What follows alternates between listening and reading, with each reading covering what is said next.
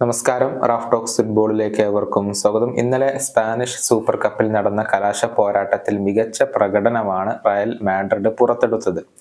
ചെറുവരികളായ FC ബാഴ്സലോണയെ 1-4 ഗോളുകൾക്ക് പരാജയപ്പെടുത്തിക്കൊണ്ടാണ് Real Madrid കിരീടം നേടിയിട്ടുള്ളത്. നമുക്കറിയാം, മത്സരത്തിന്റെ ഒരു ഘട്ടത്തിൽ പോലും തിരിച്ചു വരാനുള്ള ഒരു അവസരം റയൽ മാഡ്രിഡ് ബാഴ്സലോണക്ക് നൽകിയിരുന്നില്ല. അത്രയേറെ വലിയ രൂപത്തിലുള്ള ആധിപത്യം പുലർത്താൻ റയലിന് കഴിഞ്ഞു എന്നുള്ളതാണ് വാസ്തവം.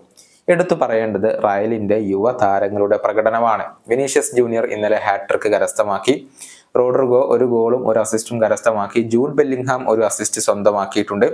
ഇങ്ങനെ യുവ പ്രതിഭകളുടെ ഒരു മികവിലാണ് ഇപ്പോൾ റയൽ മാഡ്രിഡ് വിജയിച്ചു കയറിയിട്ടുള്ളത്.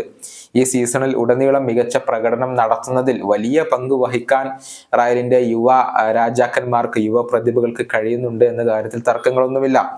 ഓരോ വർഷവും സൂപ്പർ താരങ്ങൾ കൊഴിഞ്ഞു പോകുമ്പോഴും അതിനൊത്ത പകരക്കാരെ കൊണ്ടുവരാൻ റയൽ മാഡ്രിഡിന് കഴിയുന്നു എന്നുള്ളതാണ് ഏവരെയും അതിശയപ്പെടുത്തുന്ന കാര്യം. മുന്നേറ്റ നിരയിൽ വിനീഷ്യസ് ജൂനിയർ, റോഡ്രിഗോ എന്നിവരെ കൂടാതെ ബ്രാഹിം ഡയസും തകർപ്പൻ പ്രകടനം നടത്തുന്ന താരമാണ്. മധ്യനിരയിൽ സമീപകാലത്ത് നിരവധി പ്രതിഭകളെ റയൽ മാഡ്രിഡ് സ്വന്തമാക്കിയിട്ടുണ്ട്.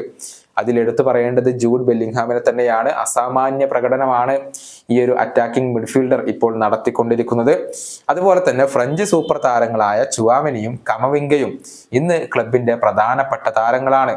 എന്നാൽ ഫെഡെ വാൽവെർദെ മറ്റൊരു ലെവലിൽ ഉള്ള താരമാണ്. എല്ലാം കൊണ്ടും ഒരു പെർഫെക്റ്റ് റയൽ മാഡ്രിഡ് പ്ലെയർ എന്ന് തന്നെ നമുക്ക് ഫെഡെ വാൽവെർദെ വിശേഷിപ്പിക്കാം.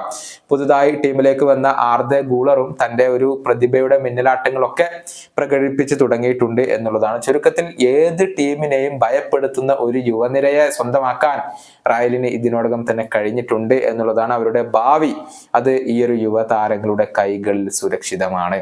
ഈ വീഡിയോയുടെ അവസാനിപ്പിക്കുന്നു. കാണാം.